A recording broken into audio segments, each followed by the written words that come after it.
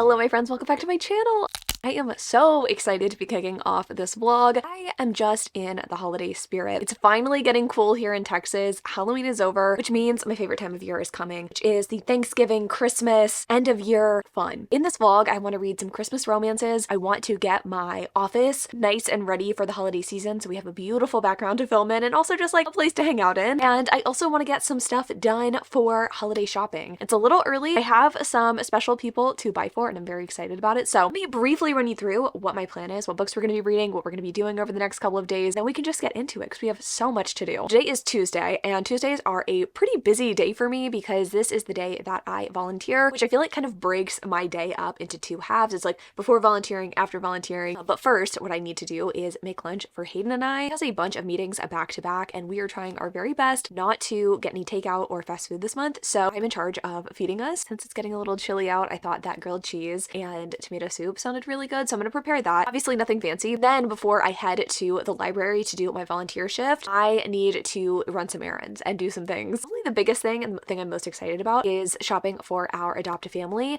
We do an adoptive family thing every year through Any Baby Can. It does a lot for families in the Austin area, but specifically around Christmas, they do an adoptive family thing. So we've adopted a family of 4 people. I am going to start shopping for them. Unfortunately, they haven't given me the full list yet of the different wishes for each family member. We typically like to do gift cards in addition, so like grocery gift cards, which I think especially this time of year and with all the things that are going on is particularly helpful. So I'm gonna get my head start in on that, and then I need to return some stuff to the mall. Got a couple of potentially skimpy, risque items for Austin City Limits Music Festival, and I didn't end up wearing everything, so I have a couple of items I need to return to the mall. Then I'm going to head to the library to volunteer for a couple of hours. I pull holds for patrons, be bopping through the library trying to pull things off of shelves that people have obviously like put on hold, and then I want to read a holiday book, and that holiday book today is going to be A Good Spirits by B.K. Borison. This one I've heard good things about and it has such an interesting premise. Strangely, this is not the only book that I've read with the Ghost of Christmas Past and heroine getting together sort of thing. But this one's different in that our hero is a little bit grumpy and a little bit jaded as the ghost of Christmas past, but our heroine is not the typical kind of person that he haunts. She is actually really, really nice, and I think he's confused as to why he's assigned to her. Very excited to give this one a try. I love BK. I also have this on audio so I can listen to this while I am pulling holds at the library and while I'm making soup, which I love. I love being able to multitask. And tomorrow, it's going down. Tomorrow's gonna be so exciting. We're gonna be at home all day. I don't have any volunteering to do, though of course I'm probably gonna like go to the gym or something in the morning, but other than that, we're decorating for Christmas, my friends. We are getting a tree down, and I am going to, for the first time ever, decorate this office in pink and red, and I am hyped. I am way too excited for it, and we're gonna get to do that together. It's gonna be an adventure, and while I do that, I'm going to be listening to the audiobook for Wreck My Plans. This one, I've seen some pretty good reviews for. I think it's a second chance holiday romance, and then once I'm done with that, at nighttime, once I'm finished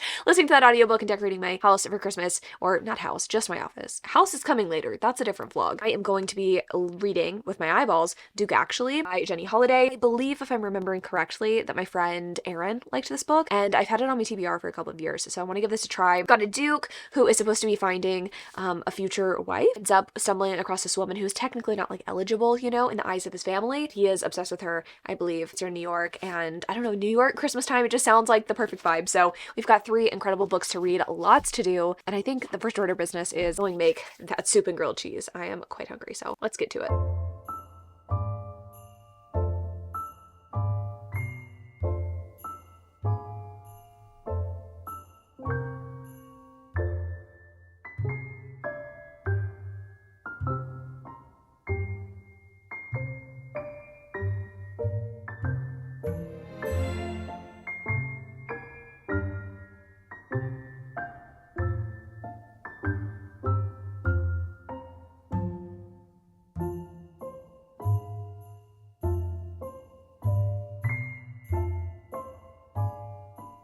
Lunch was fabulous. I actually really enjoyed the soup that we used. I'll link it in the description down below. It was obviously just canned soup. It wasn't anything super fancy, but it also had like roasted red peppers in it. I was pretty impressed. I feel like I'm not always impressed with canned soups, but I feel like this one was pretty dang good. I am, in fact, though, running a little bit behind. I need to go also to PetSmart. One of our cats is having a little bit of digestive distress. He's doing fine. Like, I don't feel like I need to take him to the vet, but I do know what the vet would prescribe if I did take him to the vet, and I can get that at PetSmart. So I'm gonna go ahead and go go and see if I can get him some what amounts to like cat fiber, in addition to returning that stuff again to the mall and doing some shopping. I've got so much to do. I've got so much to do before I go to the library to volunteer. Before I head out, I'm going to add Liquid IV, the sponsor of today's video, new energy multiplier, sugar-free, to my water. You can actually shop their Black Friday sale early as well and get 30% off your order with code Chandler30. I'm so excited that Liquid IV is sponsoring today's video because I've been a huge fan for years. So much so that I have a dedicated container in my pantry for all of my favorite Liquid IV flavors. I don't keep soda or other sort of flavored beverages at my house except for Liquid IV because it is the perfect when I want to add a little something to my water that's actually going to benefit me.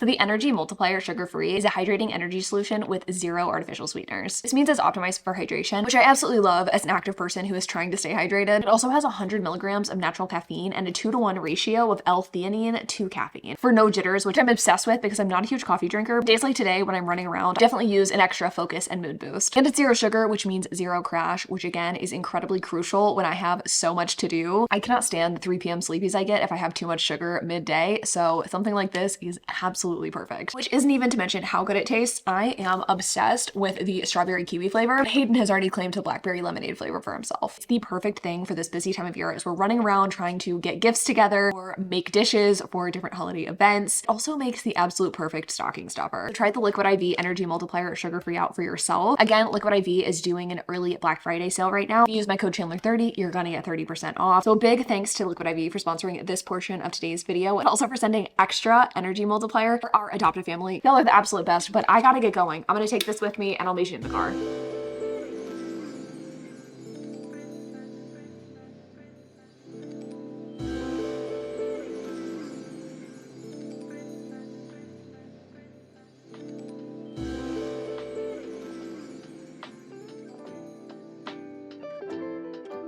One thing I haven't quite gotten accustomed to with the time change is the fact that it gets so dark so early. It makes sense, but it's only been a few days, I think like 2 or 3 days of this time change, and I was fully anticipating filming a cutesy little clip in my car, talking to you about all the things I got done. It just didn't happen, but hi friends. I did pretty much everything that I set out to do. I got some meds for Ted, and he's already like feeling a lot better. I just always get a little paranoid when my boys get like runny poops, not to be too graphic, because it just can dehydrate them and just make them feel crummy. Even if it's not like a truly serious thing, it can become serious in cats. So I took care of it with some stuff, some Proviable. It's good. Also, he's like eating his wet food. He was very happy with dinner, so it was good. I also got gift cards to H-E-B and Walmart for our adoptive family. I'm a little bummed that we still haven't gotten the list, the individual items that family members are requesting. Hopefully we'll get that in the next week or so we can really search out good deals. I really like to buy ahead of time and get the good deals around Black Friday and stuff. And they also ask us to turn in the gifts a little bit earlier so that, you know, they can get to the families by Christmas time. So I want to make sure that we're able to get everything. I'm really glad too that the program that we do this with has changed their rules. Before had like a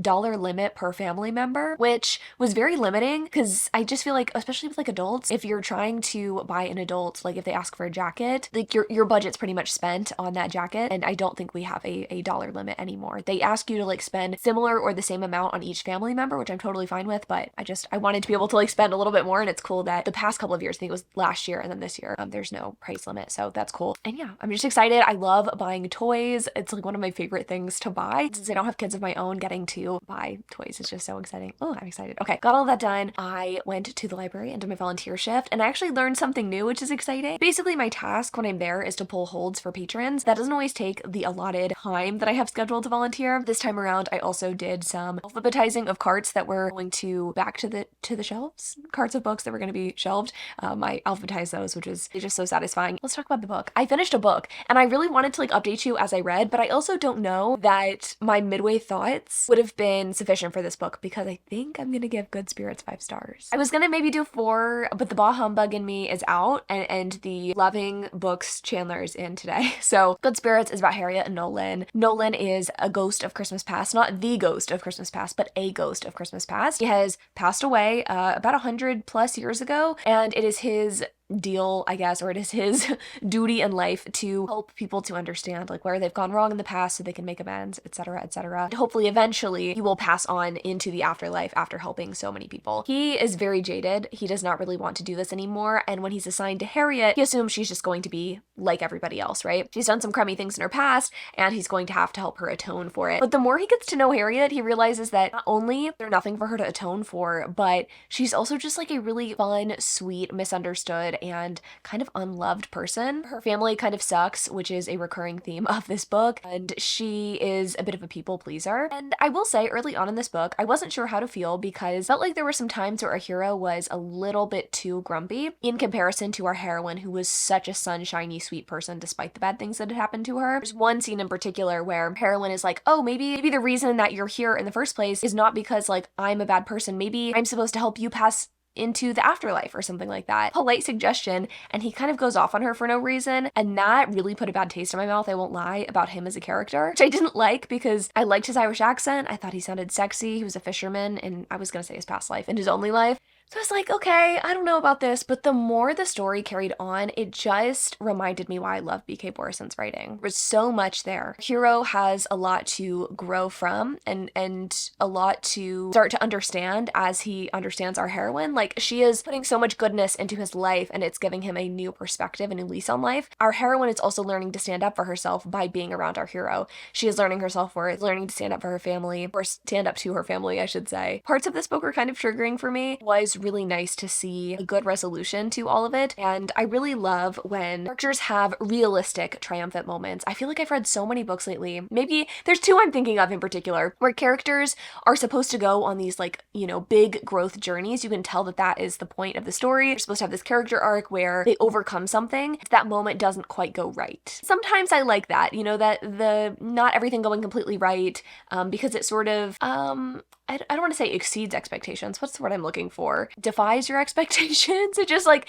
it doesn't go exactly how you're planning it. It's nice. I mean, you don't necessarily want everything to feel predictable. However, if you are making your character who's very timid put themselves out there, I'm going to need to see some sort of win. And in this book, we definitely saw that win. It didn't change everything. It didn't make, you know, this heroine's family apologize and fall to their knees like, oh my God, I can't believe we ever treated you like this. But at least our heroine started to gain some self-worth, right? As the story carried on. So it just really, you know, when I look at the story, there's not a lot that I didn't like. I loved the connection between hero and heroine. I thought their physical connection was pretty great too. I think the only thing that I was thinking in the negative towards the story, and it's not necessarily negative in the sense that I think this author did a bad job, but I didn't love the dialogue between hero and heroine. I guess maybe I'm just really spoiled by reading so much Ali Hazelwood, but those moments of dialogue are so perfect to me. We either get this intense tension, intense sexual tension in the dialogue between characters, or we get really, really funny moments. There's not a lot that is just okay. And I feel like a lot of the dialogue moments in this book were just okay, which is not a bad thing. I think most people write just okay dialogue. There weren't a ton of standout moments in terms of the dialogue here. Again, not to say that there wasn't connection or these two, you know, didn't convince me that they were perfect for each other. They definitely did. But there were times when I admittedly got a little bit bored with the dialogue, but that's really my only nitpick. Like, I feel even weird saying that because by the end of this book, I was like, wow, this is kind of perfect. But I needed to put that out there. I always like to give you a well-rounded review. I am giving this 5 stars though. It reminds me so much of an old school romantic comedy. If you're someone who likes those classics, like Got Mail or, I don't know, When Harry Met Sally, like if you love a good, well-crafted romantic comedy movie, I think that you would really, really enjoy this. And it's very clear to me. I actually just got something on my Instagram from B.K. Borison. It was like her choosing between Christmas movies. She has a passion for Christmas movies. She has a passion for this kind of thing, and it really comes across in this book. So hats off to her. I thought this was really excellent and really well done. I'm glad that I really enjoyed this since I didn't love First Time Caller, which also came out this year. So what a time. What a time. What a great start to this video. I love that I can wholeheartedly recommend a Christmas/holiday romance right off the bat. I'm very excited for tomorrow, you guys. I was a little nervous because I thought Hayden was going to be going into the office tomorrow and wouldn't be able to get my Christmas tree down. He's staying home. So I am going to have him do that bright and early, and we can get the tree all set up. I'm not trying to like rush it, especially since this is my first time doing this particular Christmas theme, if you will. I'm gonna take some time to sort of like figure out where I want things and what's gonna look the best, especially with my new chair in my office. It's pretty big, it's pretty unwieldy, so I don't know like what orientation we're gonna put it in. Anyway, I want to take my time, but I also want to kind of knock it out earlier in the day Thursday so that we have plenty of time to read some more books. I finished this one a lot quicker than I thought that I would, which is nice. I do really want to get to the other two and be able to really savor those tomorrow. Especially, I think it's Duke actually, the one I'm having to read with my eyeballs. Curl up next to my tree and do that. So see you guys tomorrow morning. I need to go let my cats out of their respective rooms that they just ate dinner in. I'll see y'all bright and early.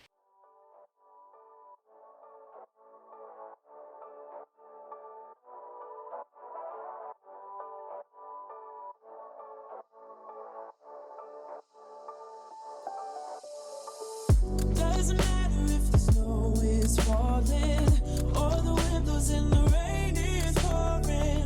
It will always be Christmas in my heart. But this year I wanna hang out with my friends and family, making angels in the sand. You and me.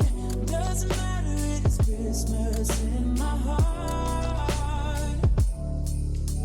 And I can promise Santa's coming to visit. No, he wouldn't miss this in Christmas times. Oh, and the sunset is just getting better on a blanket with the skyline painted in blue.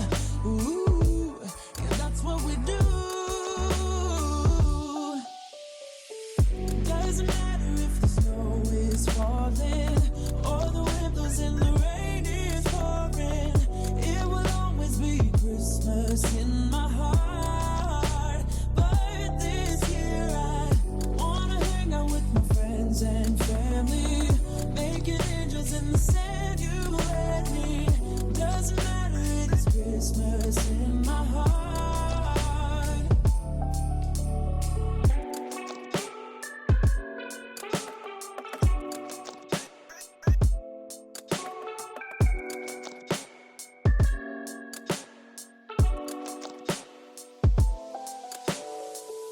Wanna fall in, rain is pouring. Wanna Christmas in my heart. Wanna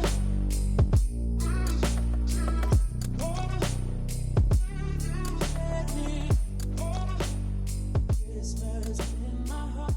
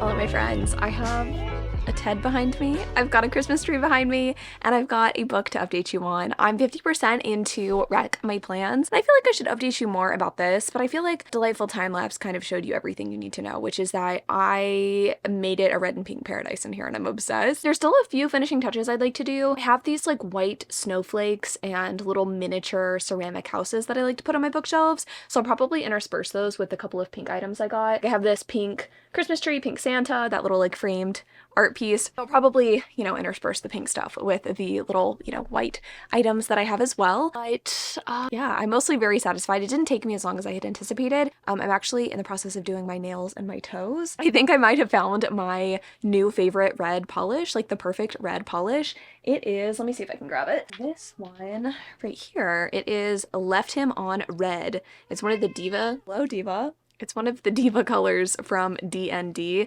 I'll link this in the description down below. Everybody's in here right now. Binky just came in. He has actually been sleeping downstairs for most of the day. He decided that he wanted to come see the Christmas Paradise, and he was in the tree collar that I have down here. I'm pleased with how everything turned out. It is honestly getting me in the best mood. I feel like I've had such a hard time adjusting to this time change, but this is filling me with so much joy. I put on like an old school Christmas playlist too while I decorated, so it was just everything I needed. Okay, task at hand though, tell you about books, and also, you know what, maybe I'll take my hair down because I'm sick of this little low ponytail situation we got going on. 50% into Wreck My Plans, and I am actually enjoying this one. It is about our two main characters, Lena and Gavin. Lena is supposed to be spending Christmas with her best friend and her best friend's boyfriend's children or like nieces or something like that. Everybody gets food poisoning and Lena decides she's going to spend time with her family instead. She goes to her mom's house where her brother, sister-in-law, nieces and nephews, and her like brother's best friend are staying. Her brother's best friend is someone she's had a crush on for quite a while, also has a crush on her, and this book is really these two fighting their attraction for each other. On the part of the hero, we definitely have yearning. On the part of our heroine, I would say mostly horniness. These two have liked each other for a while. Our hero just felt like he could never act on his attraction because, no, it's my best friend's little sister, and also she is 10 years younger than us, so there was never really a right time. He didn't like form an attraction to her until she was like 20 or something like that. Maybe that's like when they met for the first time, but that's literally what this book is. These two like doing Christmassy things together and finding their attraction for each other, and also have a past. I think that there was like a Christmas party a couple of years ago where our hero and heroine were dancing together. I think he was supposed to bring her home that night. He doesn't. He like kind of abandons her, so she is holding a bit of a grudge, and so I wouldn't say it's enemies to lovers, but we also have that added bit of tension to the story. There's also boys behind me doing all kinds of fuckery. I think Pepper's trying to leave. Liking it. Actually, it is a little hornier than I had anticipated, but I'm not annoyed necessarily. Like, I feel like this is giving me all of the good Christmas feels. I love the family aspect. Our hero also grew up in foster care, so this found family has been really instrumental in making his life amazing. He's actually recently diagnosed with celiac as well, and Lena's mom is going out of her way to transform all of her recipes into things that our hero can eat. It's just a nice book. I mean, there's not like a whole lot to it. I feel like I don't have a lot of thoughts and feelings about it, but I think it's pretty fun. I mean, I think this is falling into the trap that most second chance romances do, which is how much are we actually getting in the present tense versus their shared history, but there's enough yearning in the present, even if there's not a lot of dialogue, so I'm having a fun time. It's fine. It's a good one. I am gonna go though because I would like to finish my nails, I'd like to finish this book, and I would like to have something tasty for dinner. What that'll be, I'm not sure, but I will be showing you.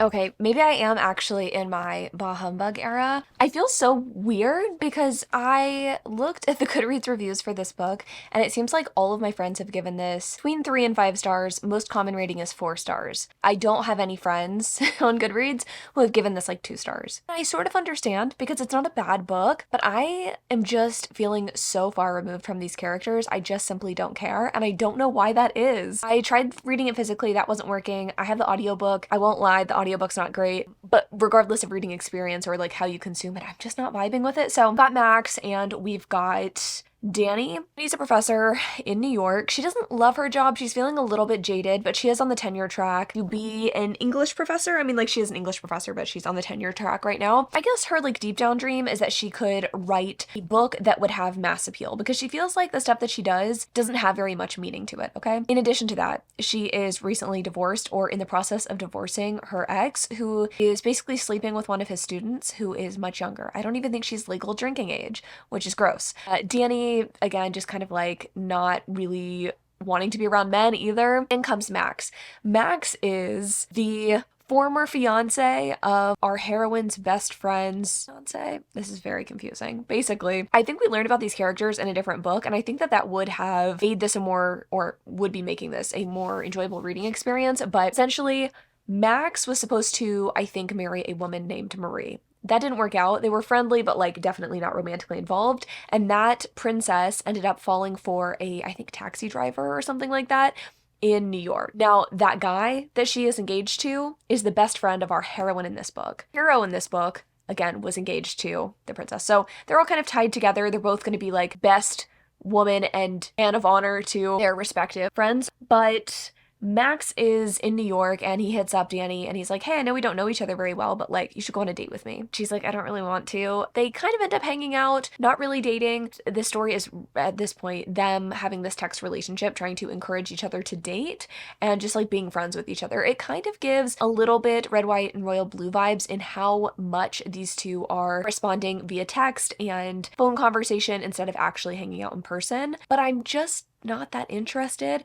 which feels weird to complain about because I think often, at least lately, it feels I have been complaining that characters aren't spending enough time talking, they're not spending enough time developing a relationship, and there's definitely effort put into this to make that happen, but there's just something that's not working for me. I think that the hero is supposed to be really charming, and I wouldn't say that he's like creepy or coming on too strong, but I don't really find him very charming. I'm like, kind of like, okay, he's boring. He's boring to me. He's a little too straight-laced. I do feel for him. He does have interesting backstory, like his dad, the Baron, I think, yeah, the Baron of Loudon, an heir to the Duke of Achaia. Anyway, his dad, the Duke, is a piece of shit and was abusive and is still abusive. He doesn't want to take over the dukedom. He doesn't believe that it's a real role, but he needs to hold down the fort and or make sure everybody's taken care of, including his younger brother. So he feels a lot of familial duty and responsibility, but he doesn't necessarily love his lot in life either. So I sympathize with him and I like our heroine, okay, and I feel bad for her, but I'm also just like not, I don't know, like I'm not that into this. So I don't know what to think here. It's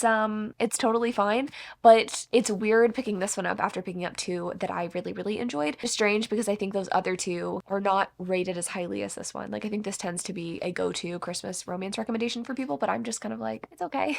I don't want to bitch about it anymore. I'm gonna keep an open mind and just continue to listen. It's not an unpleasant read. I'm just not bowled over by it. So, but I don't like that this is how we're probably gonna end this video, but to be honest, you know?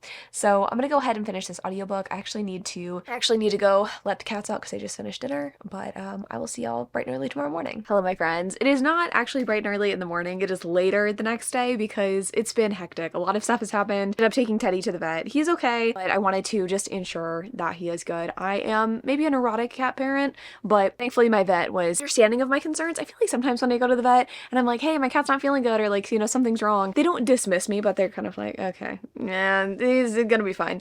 This time they're like, yeah, he's probably gonna be fine, but it's good you brought him in. We did some blood work and we're gonna schedule him for a dental soon, which is really exciting. It's bleak, but none of my cats have ever lived long enough to need dental work. Well, Nugget technically did, but then we found out that he had a heart condition and this whole thing, we don't need to get into it. I realized I never told you my final thoughts and feelings on Wreck My Plans, and I also need to tell you my final thoughts and feelings on Duke, actually. So, Wreck My Plans, I think I'm gonna give 4 stars. I actually really liked this book. I hinted at it, I think, in the last clip, but I never gave you my actual thoughts. Really cute. I really enjoyed how this book played out. It really felt like, if we're going to categorize these as movies, I think that Good Spirits gave me old school classic rom-com vibes, like very well executed. This gave me more Hallmark on Netflix vibes, you know, the like cheesy Christmas movies that they put out that tend to be maybe a little sexier than Hallmark would actually do. That's kind of what this one was giving. Not in a bad way. Like, it was very satisfying. It was very fun. I liked the connection between hero and heroine. I liked how gone he was for her. I think that the hero's yearning kind of made up for the fact that we didn't get quite as much on-page character development as I would have preferred. I was still like ultimately decently satisfied with this book. It was fun. It was a fun one. And I think that you probably wouldn't be disappointed if you picked it up either. My only real critique, and the reason I'm not giving it 5 stars, is because the reasons that these two had for not being together I thought were ultimately pretty silly, and or I couldn't really remember them, to be honest. If I don't have the conflict or the thing keeping these two apart very present and cognizant, it's top of mind for me, that's not a good thing. If you're trying to create tension between characters and I can't tell you why they shouldn't be together or why they're being pushed apart, that's not a good thing. I think that sometimes authors don't think enough about the conflict of the story or the reason the characters aren't together. They care more about like creating the moments where of tension where they're like, oh, I can't possibly be with you. Okay, but why? Like, make it mean something. And in this book, I'm gonna be honest, like the reasons these two weren't together were kind of goofy. And I guess you could say that they didn't live in the same place or that he was her brother's best friend, but it's not like her brother was particularly protective or like would have given a fuck, and he didn't ultimately give a fuck. So I don't know. I thought that was a little That's the only thing I would have really improved upon. Maybe that and like more on-page conversations, that kind of thing, but I don't care. It was a fun one. I liked it. I wouldn't say it's in the same league as Good Spirits, but still a really good book. And then actually I really didn't like it, and I'm so bummed that that was the case because I wanted to have 3 amazing reads in this video, but 2 I think is quite a win for me. So this one, I think my main gripe as the story carried on was that I just didn't care. I didn't care about the characters, I didn't care about their romance, and I really didn't give a fuck about this royal wedding that was happening. That was what the majority of like the latter half of the book was about, and I just didn't care. I also felt like our heroine was kind of bitchy. Like whenever our hero and heroine finally get together sexually, which does take a while, it's a little bit of a slow burn. After they have sex, she like kind of instantly regrets it and is kind of rude about it, and our hero, oh no, like I want to marry her, like after they have sex. So they were not on the same page, and that kind of made for uncomfortable reading, I think, and it just kind of pointed out that the heroine was kind of obnoxious in some ways. So not a favorite for me. I think I'd probably give it like 2.5, 3 stars. Like not terrible, but definitely not my cup of tea. So I couldn't really recommend this one, though I don't know if you want to take my recommendation for this one seriously, considering so many people seem to love it. So anyway, pretty much it for me, you guys. I had a fun time with this one. Thanks for ignoring my hair situation. I didn't get to style it today. It's been hectic. I feel like I've been doing so much, and yet when I look at my to-do list, so little is getting checked off. But at least this clip is, you know, getting checked off my to-do list. Thanks for watching. I love you all so much. In the comments down below, let me know your favorite Christmas romance recommendation. I am looking for more to add to my TBR, but I'll see ya in the next one.